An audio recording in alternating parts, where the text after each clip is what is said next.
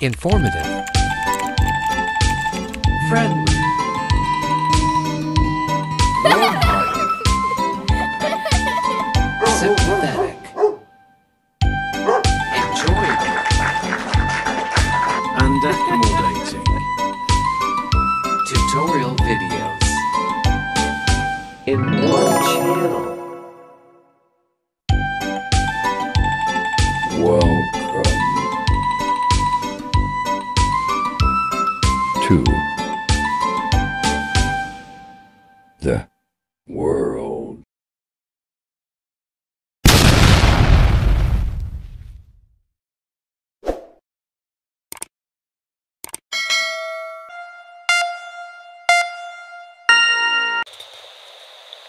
Hello, ngayon po itong video na po ito ay magkakabit po kami ng partition sa CR na glass na tempered. Ang kapal po ay 10 mm o kaya ay 3/8 clear. Yan po, nilagyan po namin ng holder para po dyan ikapit yung 10 mm na tempered glass.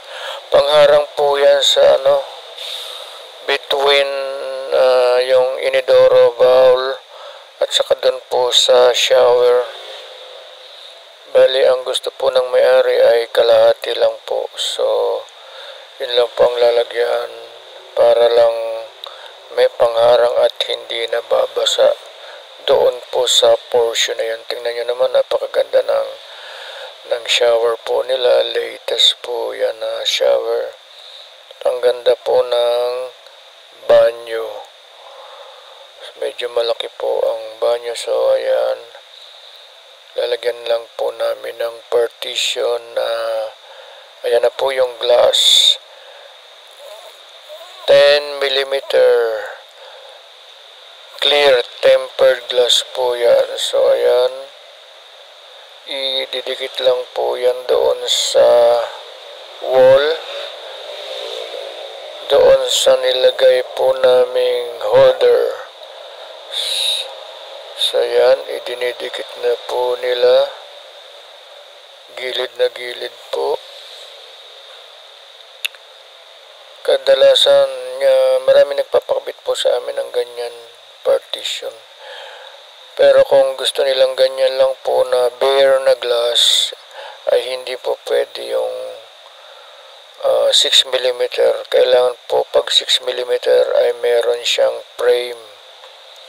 So ito dahil makapal at tempered, kaya pwede naman pong wala itong frame. Kasi ang kagandahan po sa tempered ay hindi naman po sinasadya na dulas po yung gumagamit ng banyo at natukuran po yung glass o kaya napukpok.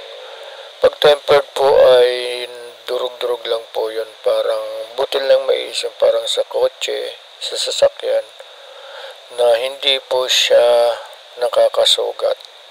So, ganun po ang kagandahan ng tempered na glass. Kumpara po sa ordinary na glass na pag nabasag po talaga ay nakakatakot po, delikado. Nakakasugat po kasi yun. So, nakakadisgrasya po yun. So, ayan po. Kaya safe naman po yung gagamit po niyan kasi nga po tempered po ang salamin. So, ayan na po, nailagay na medyo may kabigatan po yan. Ang sukat po pala niyan, approximate na sa 3 feet by 7 feet. So, medyo mataas po yan. Ang standard po lang kasi nang nilalagay namin sa shower ay 6 feet. Kaso yung shower nila medyo mataas. Ayan o. Ayan, nilalagyan na po ng silicone para hindi po lumabas ang tubig sa kabilang side. At pampatibay na rin po yan, syempre. So, kailangan lagyan natin ng sealant na clear. So, mabilis lang po ikabit yan. Pag ganyan, ganyan lang po yan kabilis ikabit. Kaya, hindi naman nahirapan. Ang mahirap lang yung pagbubuhat kasi mabigat. Tsaka syempre, ingat-ingat kasi pag naumpog po yan, lalo na yung dulo basag lahat po yan. Kaya maingat po talaga ang nagbubuhat at nagkakabit po niyan. So yan, sinisili ko na po. Excuse me. Sinisili ko na po para lalo po siyang makapit.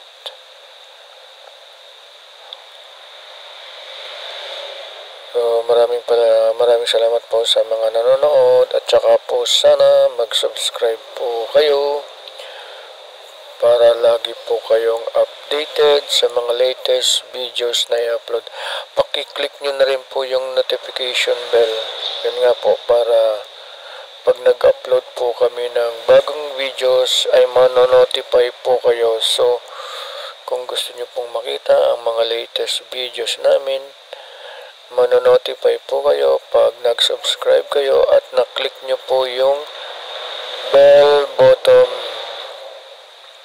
So maraming salamat sa panonood. Ganyan lang po ang pag-install niyan. Ayun na, meron pang hawakan yung stainless na hawakan na binababa para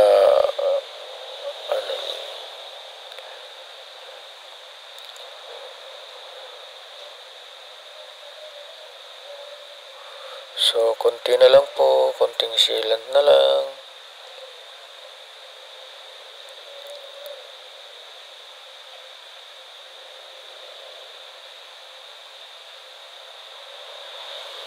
Kailangan i-sealant mabuti para hindi lumabas ang tubig sa kabila. So ayan na po siya, nakakabit na po siya.